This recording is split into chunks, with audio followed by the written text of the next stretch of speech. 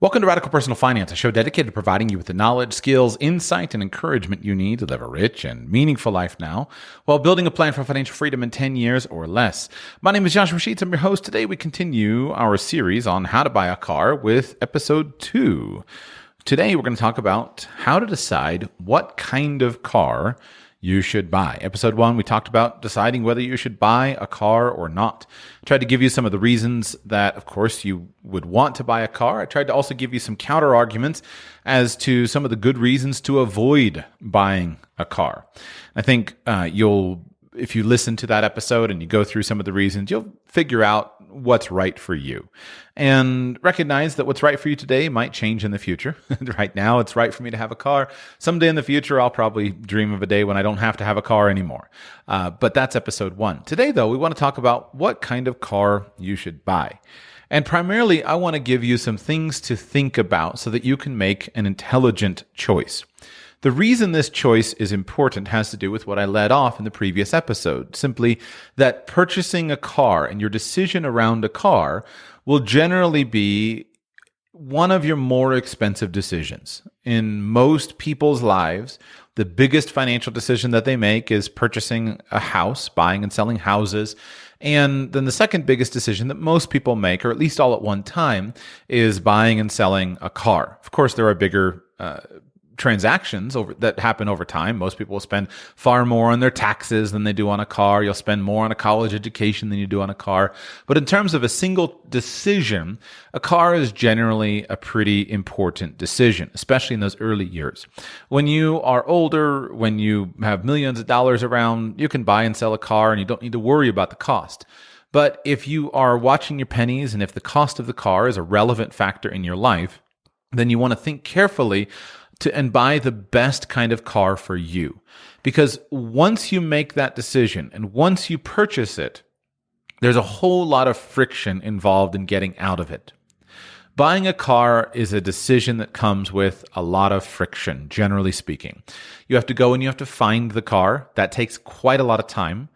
Then you have to decide on it. You have to get it titled to you. You have to pay the taxes on the purchase price. You have to get new insurance policies, etc.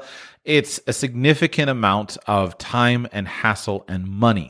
And if you turn around and need to sell it a month later, there's a very good chance that you're going to be out of pocket quite a lot of money. Not always, but there's a good chance they will. So it behooves you to move carefully and thoughtfully when buying a car. I'm going to separate into a follow-up show the question of buying a new car versus a used car. Because this show, meaning what kind of car you should buy, comes first and will guide even that decision. But we will talk in depth about buying a new car versus a used car. But what I mainly want to talk about is simply how do you decide what kind of car to buy? Should you buy a small car? Should you buy a large car? Should you buy a certain type of car, an SUV, a van, a pickup truck, etc.? Now, certainly I'm not going to try to tell you what you should buy. Of course, for most people, we all know that should be a minivan. If you want to hear my arguments on that, then go listen to episode 356 called Your Next Car Should Be a Minivan. Here's why. Now, I'm not going to tell you what kind of car to buy, but I do want you to think about it and be thoughtful. And you should do this thinking before you go and start looking at cars. Once you, at least in my experience, for me, once I go out and I start looking at stuff, I start looking at cars, I start looking at things, very quickly, it's easy for me to forget all of the careful, thoughtful, intelligent, rational planning that I had previously done. Because I get a little buying fever. I really like the way this one smells, the way this one feels. And while those decisions are indeed important and those factors are indeed important and worth considering, you want to start with a clear head and you want to start with a sheet of paper and say, here is what I need. Here is what I want. In life, the greater clarity you can have on what you need and what you want, the more quickly you will accomplish it. Most people go through life being open to whatever comes their way and not really ever deciding what they need or want out of their life in any aspect.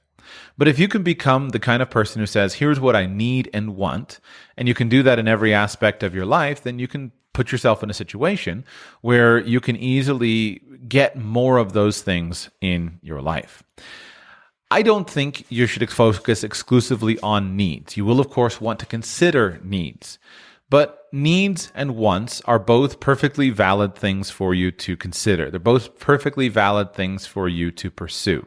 So don't be scared away just because you say, this is what I want.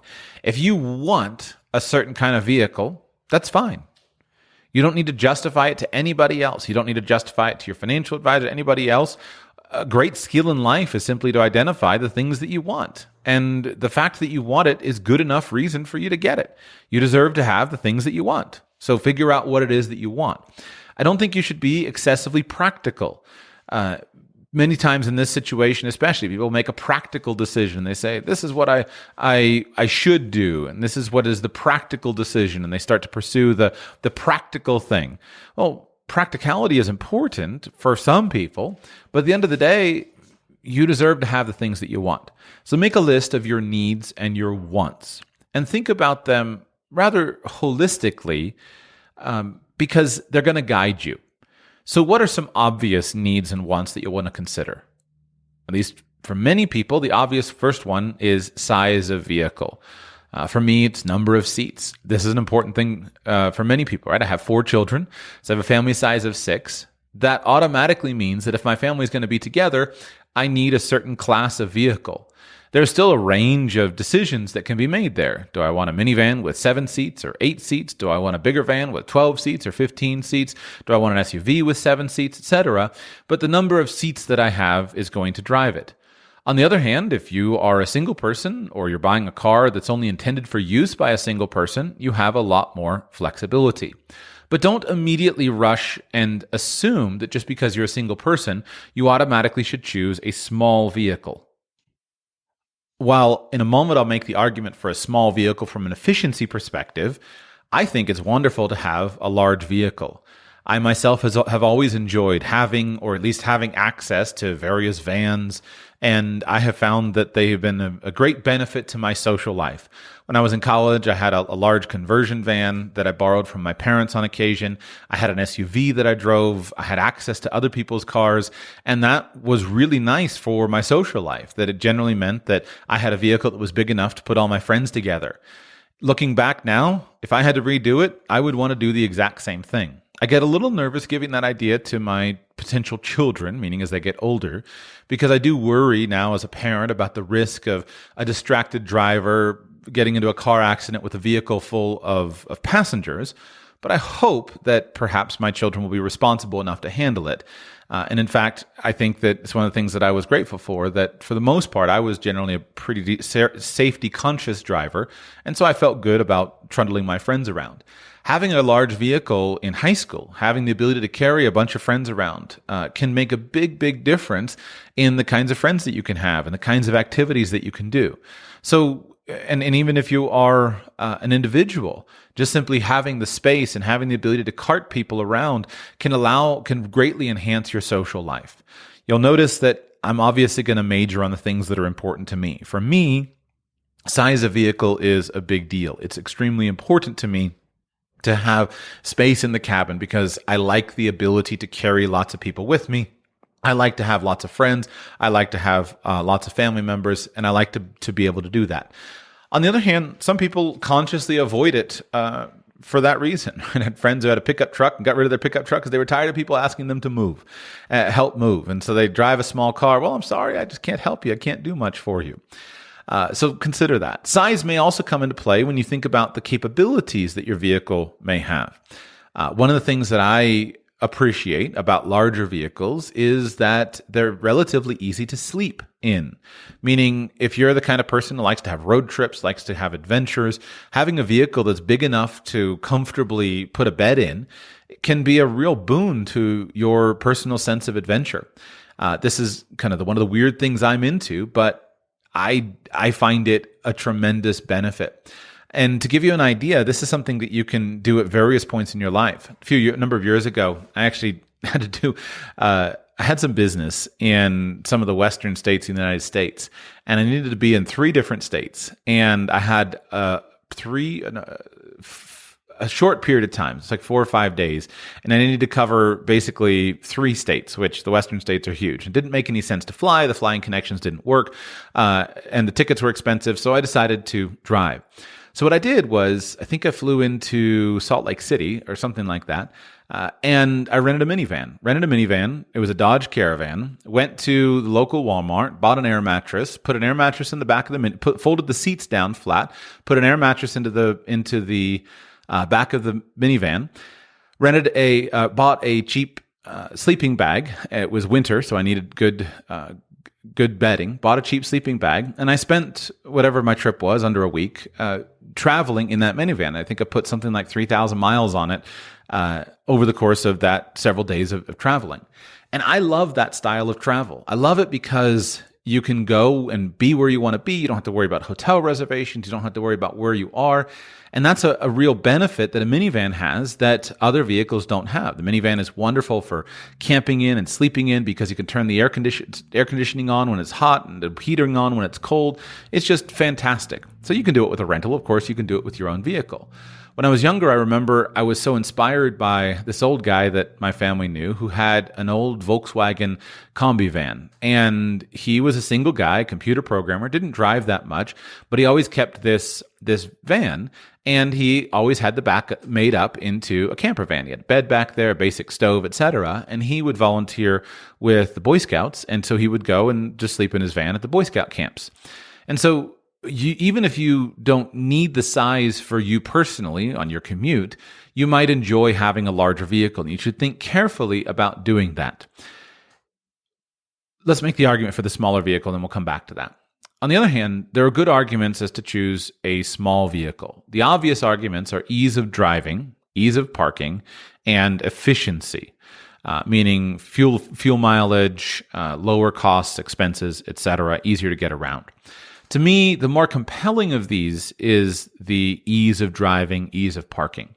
If you are living in a big city, or you're commuting, or you're constantly parking in large parking lots, etc., or you live in a place where the tradition and the culture is for narrow streets, small parking spaces, etc., then you'll enjoy the simple convenience and flexibility of a small vehicle.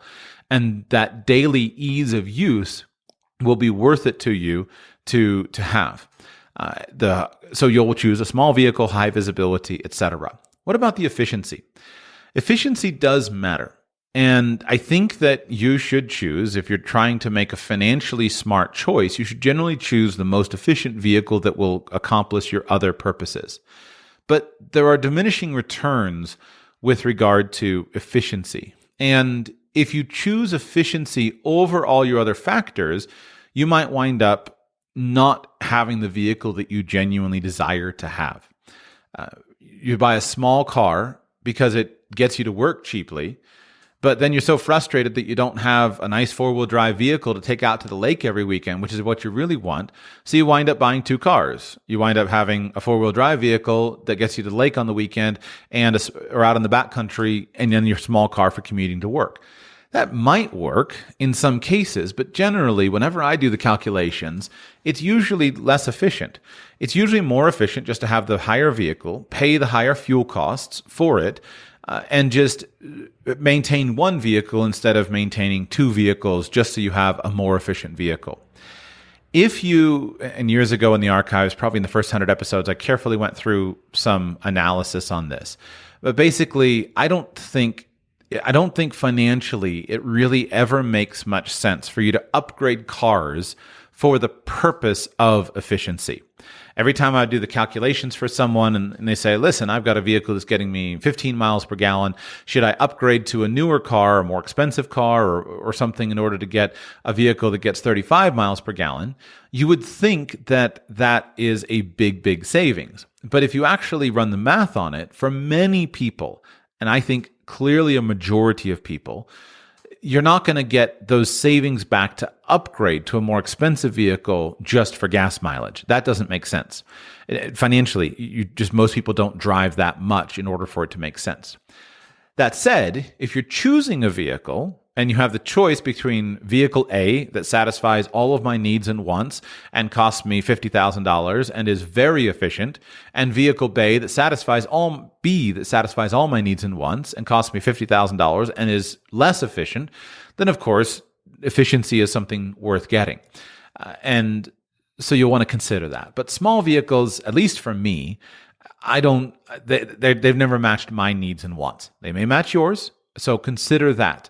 If you say, I'm never going to move, I'm never going to do those things, I'm never going to need the space, I'm never going to cart all my friends around, I just want a vehicle that's small and easy to park, go for it.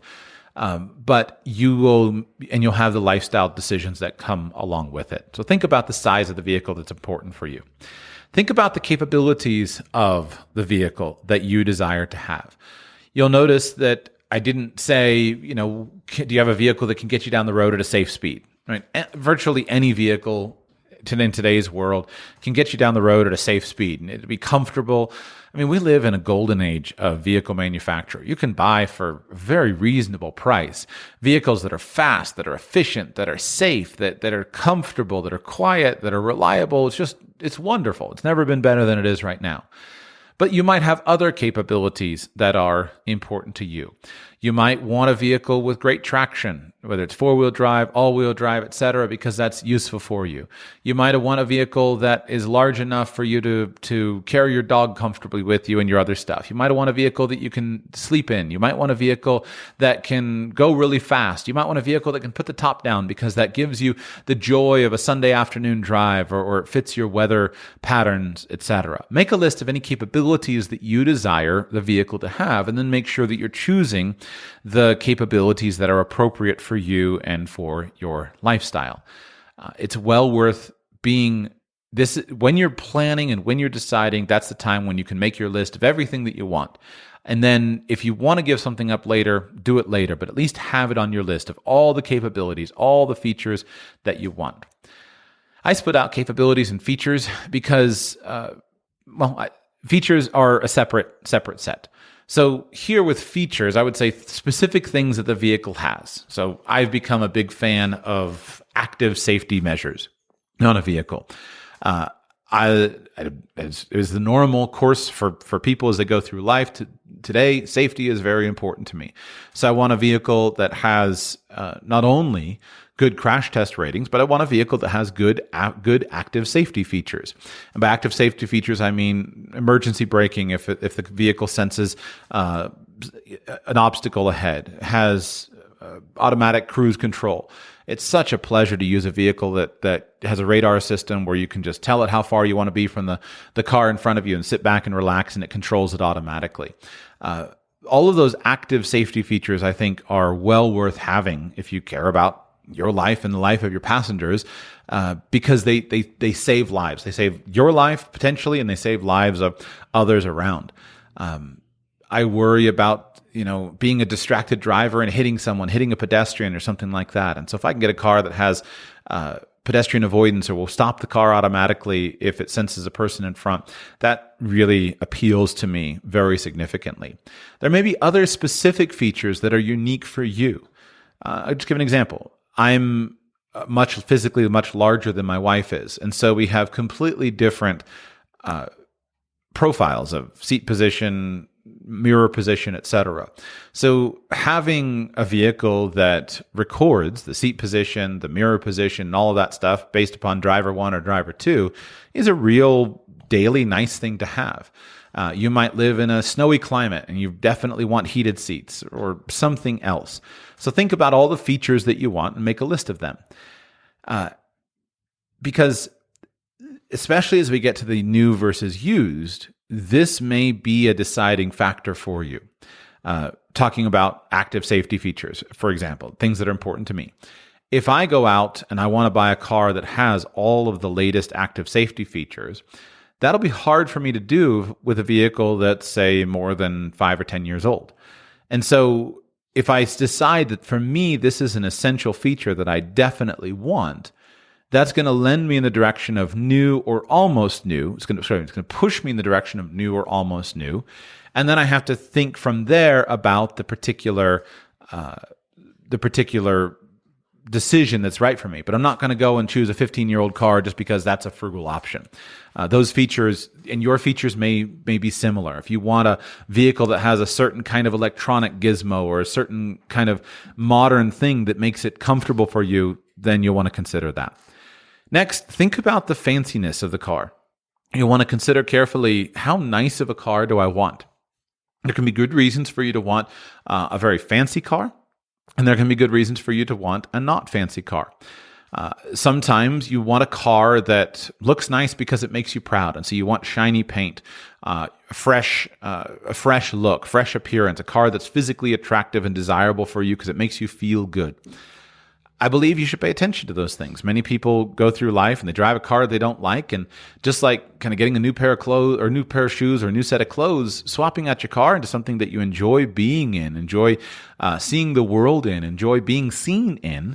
These can be good features for you, and you can appreciate having a nice and fancy car. On the other hand, sometimes fanciness is a disadvantage. For me, while fanciness can be useful in some cases for my image and the way that I present myself to the world, I get a little bit annoyed with having children who destroy everything. I get a little annoyed by having a fancy car. And so I love being an active and kind of adventurous family. And I want a vehicle where when we go to the beach and I got 4 sandy, muddy, dirty children who are all wet and covered with sand and whatnot, and 2 dogs, it's no big deal. We just hop in the car. I don't worry about it. Is a mark in favor of leather seats as a feature, but it's a mark against having a particularly fancy vehicle because I don't like destroying stuff. And if I have a brand new fancy car, then I'm not going to feel good about that kind of treatment to the vehicle. Now, what about choosing a vehicle that is fancy? Frequently, that can be required of you. There are many people who are involved in sales or project management or something who, as part of their compensation package, they receive a car allowance. And then they'll get an extra amount of money that's available to be used to pay for a car. The requirement is, however, that the car has a certain newness about it. It matches. It's required to be sufficiently new and fancy that the employing company is not embarrassed by the vehicle that its representatives happen to be driving. So you might need to choose a vehicle that is fancy. I think this is also important for you to think of when it comes to the image that you want your vehicle to give off about you. As with many other decisions in life, the car that you drive is going to reflect on your overall image. And this is a sensitive and difficult subject to talk through because people certainly do make a lot of financial blunders when thinking about image. But you do need to be conscious of image. And you need to say, what image or what air or what impression is my vehicle going to give to others about who I am, the kind of person that I am, the kind of capabilities that I have, etc. And you want to choose a vehicle that is congruent with the kind of image that you want others, or the kind of impression that you want other people to have of you. This stuff matters. It's annoying, and I have been annoyed by it for many years, but as I have grown in maturity, I stop worrying about the way that I wish the world would be, and I just kind of accept the world the way that it is. And while we shouldn't judge a book by its cover, judging a book by its cover is actually a pretty reliable indicator that allows you to make quick decisions in a world of far too many books that you can ever meet.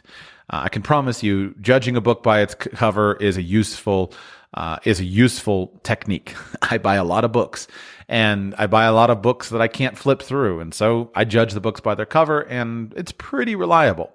We could say you shouldn't judge a man by the clothes that he wears or the shoes on his feet, but the reality is the choices that a man makes about the clothes that he wears and the shoes on his feet present something about that man. It tells you something about him. The clothes that a person wears tell you a lot. It tells you a lot about what they do or don't do, the kind of person that they are, the kind of things that they engage in, and the kind of things that person values. Now, they're not prescriptive, which is why I think they're not. how to express it. There's a reason why we have the saying, don't judge a book by its cover. But it's trying to reflect a truth to say that it is important to look inside the book. In the same way we have a saying, or we would understand, you shouldn't judge a man exclusively by the clothes that he wears. You should try to get to know him, find out who he is, find out what's going on. Just because he looks a certain way doesn't mean that he's automatically has a certain character. But in a world where you don't have the ability or time to sit down and spend time talking to every single person, you're going to judge, you're going to stereotype, you're going to categorize people based upon the way that they present themselves. And so you need to pay attention to these signals, to these clues, and look and see, is there a way that I can manage these things appropriately?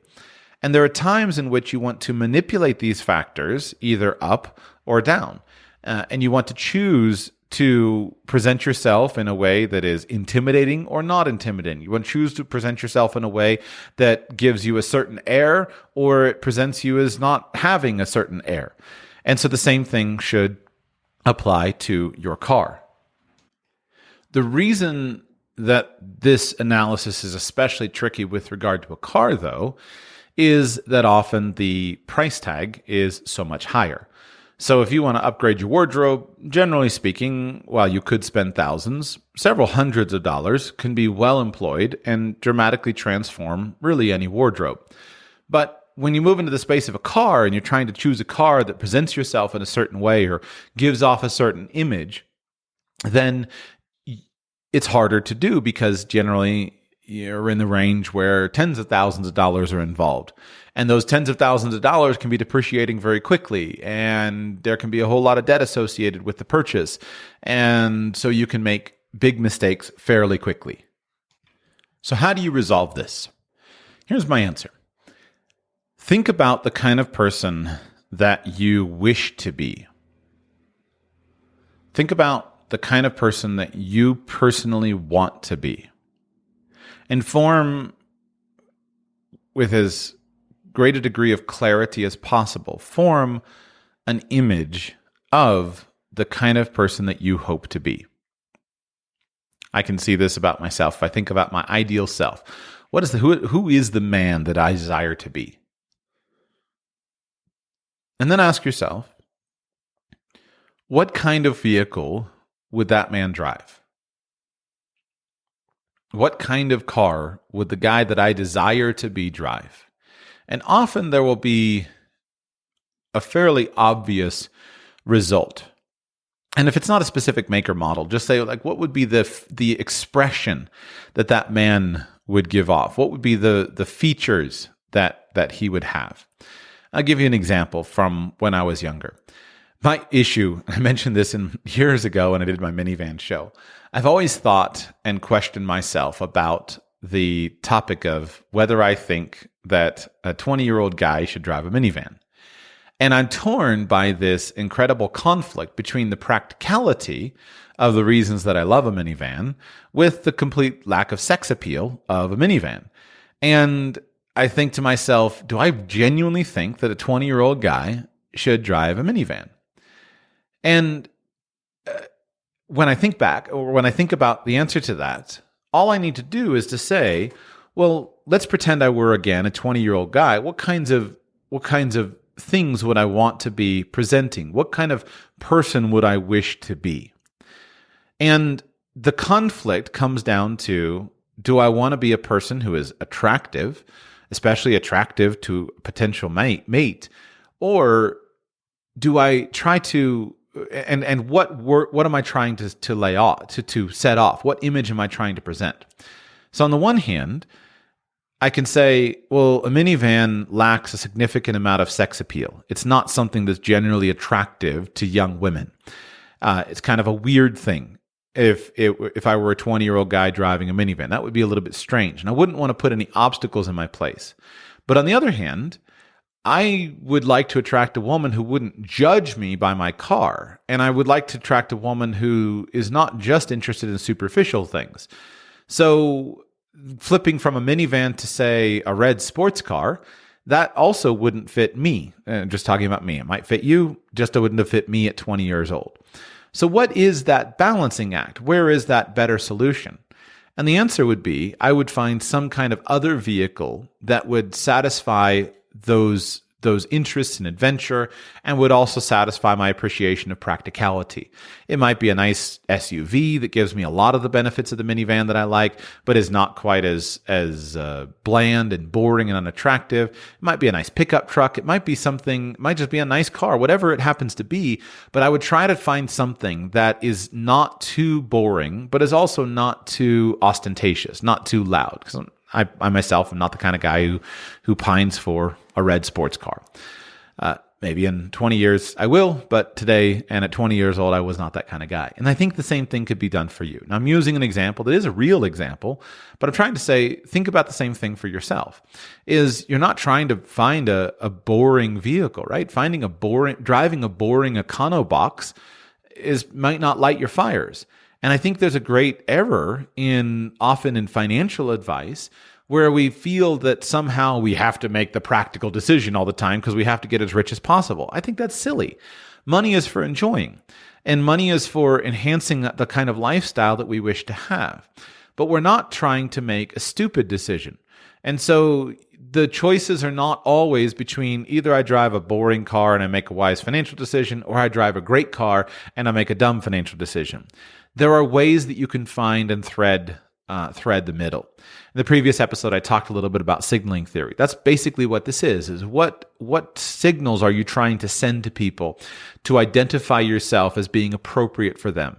What signal is a young man trying to send to a young woman to say, I am the right kind of guy. I'm not boring. I'm interested. I'm adventurous. I'm fun, but I'm also not stupid. I'm not ostentatious or too flashy. What are the signals that you're trying to send? If you're a young woman, what kind of signals are you trying to send? If you are in a new job, what kind of signals are you trying to send? And those signals are extremely important. And so your vehicle should satisfy those signals. And here's my advice on how to get around them if some of them annoy you. Because this is the thing that I have changed my mind on very grudgingly over the years. In the previous episode, I shared with you how I was the weirdo who rode his bicycle to work. I cared a lot about efficiency and economy and whatnot. I drove old cars because they were frugal so I could get richer. And in hindsight, I don't think that I made the wisest choice. I should have made a different choice.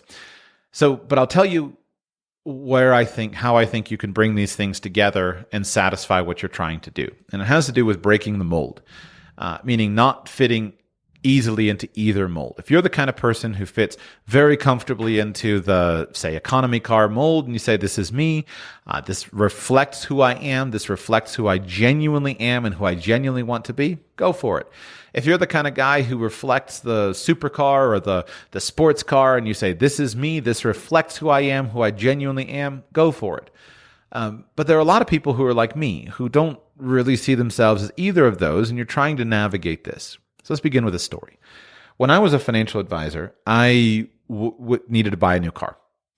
And I myself came into the financial advice industry through the pathway of personal finance. I was super frugal, wanted to drive an efficient, inexpensive car, and I had a very cheap car that I drove a ton. It was reliable, but it was not impressive to anybody.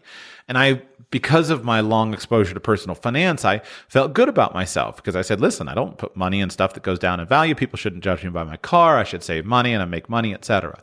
But along the way, my car started to finally have a few problems, and I needed to sell it and get something bigger. And I was torn. I was struggling with what do I do? Because I was driving a Honda Accord, an old one, and I knew that I needed to buy a fancier car. And I look around me, and everyone's got Mercedes and BMWs, and it's kind of the thing that as a financial advisor, you drive a fancy car. And I just thought, this isn't me. Like, that's not me. I don't know what to do. And I was looking at several cars. I was looking at this really great used Mercedes that I found that was a sports car. I was kind of excited by it. And I thought, what do I do? And at the time, I didn't know where to go, but I was a big student of Thomas Stanley, who was the author of his most well-known book, The Millionaire Next Door. I was a big fan of his lesser well-known books. He wrote a trio of books that were a big help to me called Marketing Marketing to the Wealthy, Networking with the Wealthy, and Selling to the Affluent, Marketing to the Affluent, and Networking with the Affluent. And basically, I took his books as one of my foundational texts for what to do. But I didn't know how to solve this car issue, because I'm recognizing that I've got an image problem, but I'm not comfortable. I love the Millionaire Next Door ethos, and I want to be the guy who does that. So I wrote an email to Stanley, and I asked him what I should do, and I explained it. And his answer to me was, I should probably go see if I can find that email. But his answer was very succinct. And he said to me, I think that what you should do is have the kind of vehicle that most wealthy people have, which is a large full-size SUV. And basically, he said that virtually all wealthy families will have various fancy cars, but they'll usually have at least one large American full-size SUV, most commonly a Chevy Suburban or its GMC counterpart, or frequently sometimes something like a Ford Expedition. And I thought, brilliant. That's exactly right. That solves the problem. And so I went out and I bought a Ford Expedition, which I had for a good number of years, and it was a perfectly fine car. And it solved my problem, where it allowed me to feel like I had, instead of strongly presenting the image that here I am as a financial advisor driving a frugal car, jalopy of sorts, or here I am as a financial advisor driving a brand new Mercedes, trying to give that image, then I was finding a middle road that fit me. And it fit me because I was large, it was a comfortable car, I really enjoyed it. It wasn't fuel efficient at all, but it was a good vehicle for me. And over the years, as I've thought about that, I've realized that will often solve a lot of these image problems. If you can choose something that just doesn't easily pigeonhole you. So here are my favorite vehicles for you to consider. For years, I've been a fan of the Toyota Prius for this reason. Now, today, I don't think that this is as smart as it once was, but for years, people would say, what car should I get? My answer was a Prius. And the reason was simply that a Prius, it's hard to identify and pigeonhole you. I knew wealthy people that had Priuses because they cared about the environmental sustainability. They cared about presenting themselves as being greenies of sorts and being responsible, and et cetera. And I knew poor people that had Priuses because they cared about the fact that they were inexpensive vehicles. And so you can go both sides. I knew there weren't a lot of adventurous people that had Priuses. Most it's kind of a dweeby car. But if you're not too worried about adventurous, it's a good option for many people. And it's a great frugal car, very efficient, very reliable, widely available, has good features, etc. But it's just hard to pigeonhole. No one, if you're a Prius, no one knows whether you're buying and driving a Prius because it's efficient and you care about that, or it's smart, or it's because of your environmental consciousness. I think the vehicle that has far come to the forefront today and destroyed the Prius from this perspective is the Tesla. Right now, the Tesla brand is the perfect shape-shifting brand because it's not pigeonholed the way that many other vehicles are. Tesla has this unique attractiveness to people who care about economy and efficiency, as well as people who care about speed, power, handling, performance, etc., as well as people who care about safety, as well as people who care about the environment, as well as all of the above. And so today, if a Tesla has the features and the size that you want, basically, I think it's the perfect car at the moment because it doesn't have any of the negative baggage and it has still a good amount of the positive panache. And it's that perfect blue suit that you can dress up or dress down depending on the function, that you can make really flashy or you can make rather demure depending on the function. So I think that is right now the perfect vehicle for many, many people. The next vehicle is just simply the class of vehicles, which has to do with SUVs. I have all kinds of arguments against SUVs, most of which simply being that they don't really do anything very well. They just kind of suck they're kind of not suck, they're kind of mediocre at most things, and they don't really do anything very well. If you want to carry a lot of people, A van is much more comfortable than an SUV. If you want great efficiency and great handling, a car or a van is better than an SUV. If you want to haul a lot of weight, a pickup truck or a van is often better than an SUV. So SUVs do most things in a completely mediocre manner. However, SUVs, from an image perspective or from a signaling perspective, don't fall into certain categories. Minivans have a certain style that's associated with them. Big vans have a certain thing that's associated with them. SUVs don't. And so there's a wide range of SUVs that you can choose from that will allow you to navigate these different options and make sense, right? Do you drive an SUV because they're just more comfortable in a car? They get you higher up, you can see better, or what? And so I don't need to go into any more specifics. I do think that the big SUVs are awesome for those purposes. If you're a financial advisor, a big full-size Suburban can be a great vehicle, and it can satisfy those errors and those problems that you're trying to work towards. Another vehicle that can work is simply a minivan. And especially if you're of a certain age, then people understand why people have minivans. And while that whole anti-minivan bias has waned a lot in the recent years, it's still a little bit out there, but at least everybody understands. And so you can be, as long as you're not super young, I think you can have a minivan and people just assume, hey, he's got a minivan because he's got children. And they don't care and they don't pigeonhole you as being any of a certain social class or of a certain scale, etc. It just can work. The other option is there are sometimes some brands that have quirky personalities that can fix these image issues for you without necessarily exposing you to something that is that you don't want. So what I mean. From time to time, a brand comes along and it's really, really impressive in terms of its value. I remember the first time I started to see this back when I was in the financial advice business in the late 2000s, when the Genesis brand that Hyundai launched came out. And I guess it was their second Genesis, made a big splash. And I had several coworkers who traded in their big BMWs for a Genesis because it had all of the luxury features that they wanted, but it was a way better value proposition than their BMWs. And it looked sharp. And so the vehicle just looked so good, especially at that time. Today it still does. I recently saw some again. The vehicle just looked so good that it hadn't established itself as this is a brand that should be appreciated or unappreciated. And it was effective. Other times you can find these brands that kind of fit in through the middle. We mentioned Tesla, but there are other brands where, for example, the Mini Cooper brand or the Mini brand or the MG brand or the Fiat, some of these brands that come into a marketplace and they're not super well known locally and people just buy them because they're quirky cars that they like. So think about that as well and see if there's something that would allow you to have the vehicle features that you want and to allow you to have the image that you want as well.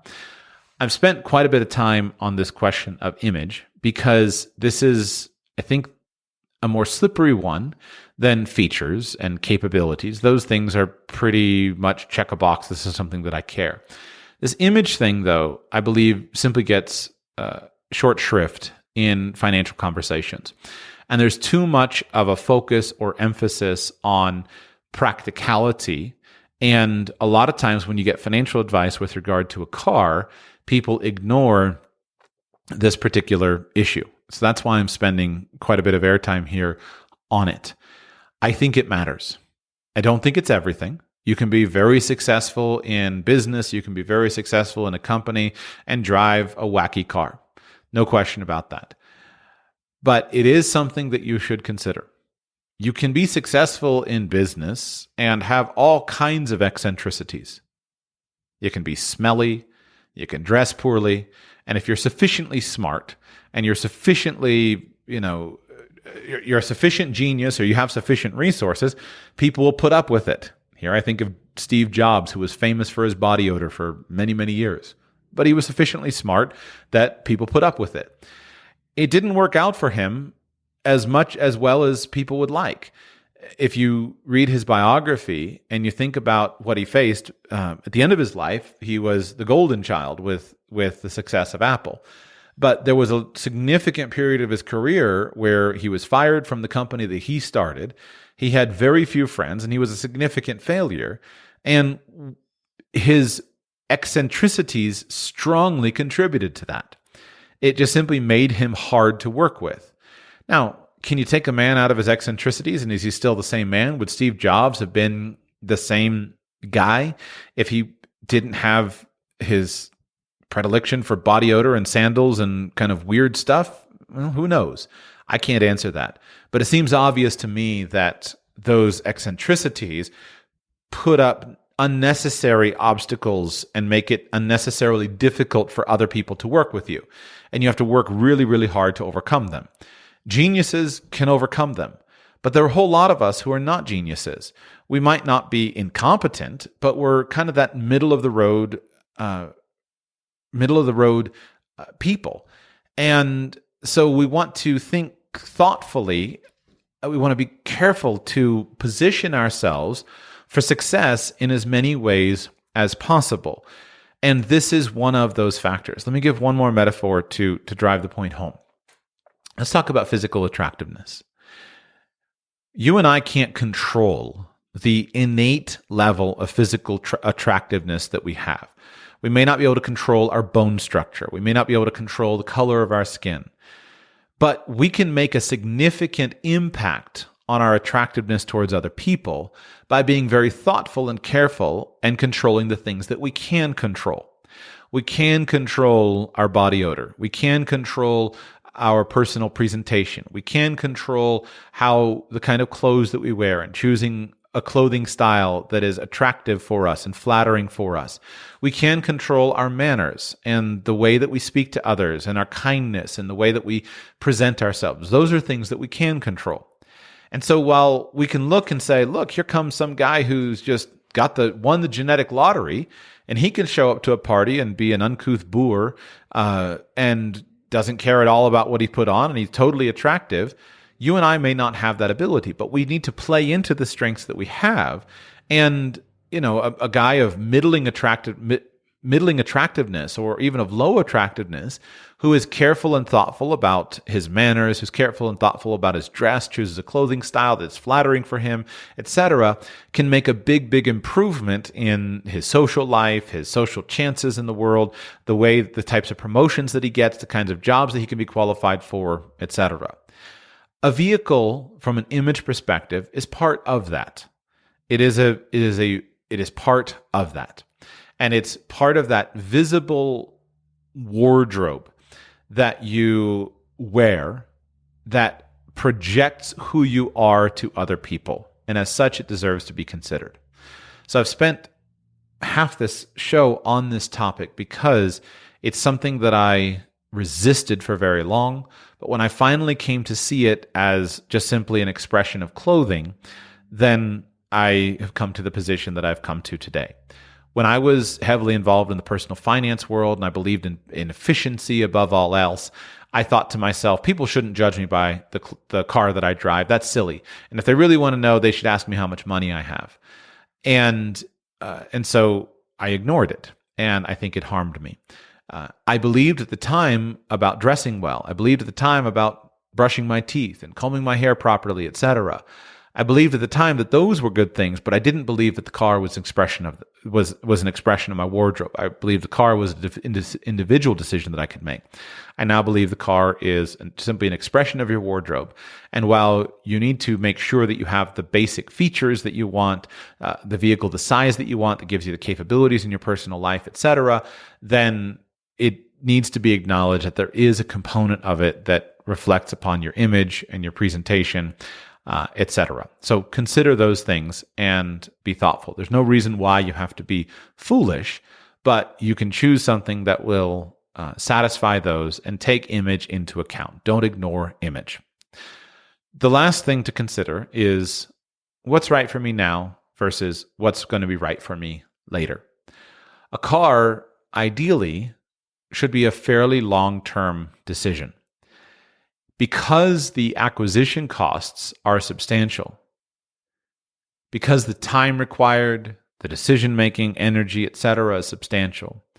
Ideally, you want to have a car for a significant amount of time, which means taking forethought for what you wish to do in the future. You don't have to do this. If you want to swap out your car every 2 years, you can.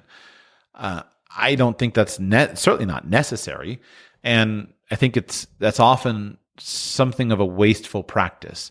It's certainly generally a very expensive proposition to swap out your car very frequently because you're always operating a vehicle in its most expensive curve. And one of the best ways that you can mitigate an expensive car purchase is to simply stretch out your period of ownership. If you want to buy a new car, in many cases, I would say go for it. If you want to buy a new car and have it be a financially fantastic decision, the way that you do that from a measurement of total cost of ownership perspective is keep the car for a very long time. If you buy a new car and you keep it for a very long time, virtually all of the downsides of buying a new car disappear. So think about a vehicle that is right for today and think about a vehicle that will be right for tomorrow. So go back to those features, needs, wants, size, capabilities, fanciness, etc., and just reflect on those things that are important for you today and those things that may be important for you 3 years from now. I feel silly even including this in the list, but I've learned that many people don't think about it. And I guess the obvious example is often people having children. And, they got one child, and so they rush out and buy a vehicle that has 4 seats, and they don't think they might have 3 children or some version of that. And I think to myself, like, didn't you think that you might need a few more seats, and now you got to sell this vehicle that just wasn't appropriate for you because it's unpleasant and it just doesn't work for you? So think about that. Now, some of those lessons are harder to acquire until you have them, right? This is the thing that parents will go through. This is why minivans are so popular. People can't often understand why minivans are so popular until they have children, and they realize that one of the big features that make minivans awesome is the sliding doors, so your kids don't slam the car into the car next to them. It's the kind of thing that people without children never think about, and people with children are very conscious of. And so, or the physical contortions that you have to go to buckle a child in a child seat. A lot easier if you've got a big, wide sliding door versus if you have a cramped back seat that you have to stoop down and contort yourself to get your torso around the door to buckle the child's latches. So you may not have enough practical experience to know exactly what you want 5 years from now. And I don't think that you should think super long term because the future is simply not that predictable. But you want to at least be conscious of it. And if there's going to be a change in the future, it shouldn't be a surprise to you. You should imagine where your life is likely to go in the coming years and try to make a vehicle choice that's going to allow you to own this vehicle for a good long time. If you can make a vehicle choice that really fits you, and that's a wonderful car that fits you in so many ways, and it's something that you'll be happy with for a long time, that's probably your best move, both in terms of personal satisfaction as well as financially. I've watched a lot of people buy a car that was less nice because they thought, well, this is good and this is the money that I've got. And then a few years later, they've got a little bit more money and they're looking around and wishing for a little more luxury in their life, and they swap out the car and upgrade. And as kind of an obsessive calculator of efficiency, I look at it and I say, why didn't you just buy the nicer car in the beginning? Right? It would have been better for you, instead of getting the cheapest thing, just go ahead and get the thing that's going to last you for a longer period of time. Now, let me balance that with saying, think about now versus later. And what I mean is, plan for the life that you have, not necessarily the life that you think you might have in the future. And the way I think about it is this. I love to travel. I love to think about traveling. I love to plan travel. I love to plan ideas for trips of the perfect vehicle. I love vehicle-based travel, overlanding, going out in the woods, traveling the world, etc. And so I somewhat obsessively consider, what is the perfect vehicle? Well, the perfect vehicle has to have definitions. I love the big, huge European overlanding trucks. I think they're so awesome. They get these huge trucks. They build a big, comfortable house on the back, etc. But then I think, no, I would never want one of those. What a hassle that thing would be. Just give me something small and comfortable, and I'll put a tent out, etc. And what I've realized is simply you have to go with the maxim that you should just simply buy the vehicle that is for the trip that you have right now. And in some cases, that might be a big four-wheel drive vehicle. In other cases, it might be a very fuel-efficient vehicle. But buy the vehicle for the trip that you have now. So don't just always think aspirationally. Don't always think, well, this is where I really want to be in the future. Buy the vehicle that's right for now, for the lifestyle that you're living right now. If you're in the city, you're probably going to want a small car, if a car at all. And you say, well, I want to be the guy that's not in the city. Great. When you buy a country house, put a country house car at the country house. But buy for the vehicle that you have now, or buy the vehicle for the life that you have now. Don't worry too much about the aspiration. Hard to know exactly how to balance them. My hope is simply that in pointing that both out to you, that both are important, you'll see that the right choice for you is fairly obvious. In conclusion, I want to give a couple of examples here. If you think about these features and opportunities and things I've said, the right vehicle choice will probably emerge to be fairly obvious in most situations. It'll come out to be evident to you what the right vehicle is. What I mean is simply, if you're a rancher checking on your cows every day, you ain't buying a Toyota Prius. Doesn't fit the bill. So if you think about the lifestyle that you have and the kind of things that you do and the kinds of things that you want to do, then the right car choice will be fairly obvious. And then once you've decided on it, you'll be able to figure out what's the best way to buy it. If you're a young male college student who lives on campus but needs a car for occasional excursions and most importantly, weekend adventures with your friends, well, then having a nice, four-wheel drive, 7-seat SUV would be a great fit.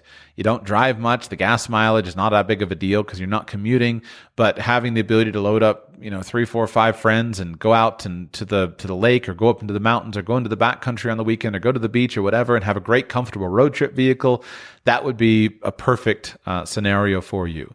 If you commute a lot and you're a highly placed executive who's in a corporate environment, but yet you commute quite a bit, then getting a brand new Tesla would be potentially a perfect vehicle for you because it's efficient for carrying you, but it has a little bit of panache, a little bit of style. It reflects someone who's going places, etc. And if you're a family man and you live in the city, then a minivan will be an obvious thing for you. If you are a family man who lives in the country, then an SUV would be an obvious thing for you. And you just go down the list. So the vehicle choice, once you think about your capabilities that you want, features, etc., fanciness, image, size, will emerge. And then that'll give you a short list of specific vehicle types, brands, models, etc., that you can then go to the marketplace and get a sense of pricing, get a sense of value, get a sense of features, etc. So that's step 2. Basically, decide what kind of car you should buy based upon your needs, your wants in every area, including size, capabilities, features, fanciness, image, and what's right for now versus what's right for later.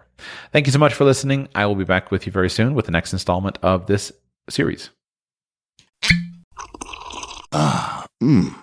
The first taste of rare bourbon you finally got your hands on. That's nice. At Caskers.com, we make this experience easy. Caskers is a one-stop spirit curator with an impressive selection of exclusive, sought-after, rare, and household names in the realm of premium spirits and champagne. Discover the top flavors of the year now by going to Caskers.com and using code WELCOME10 for $10 off your first purchase. Get $10 off your first purchase with code WELCOME10 at Caskers.com.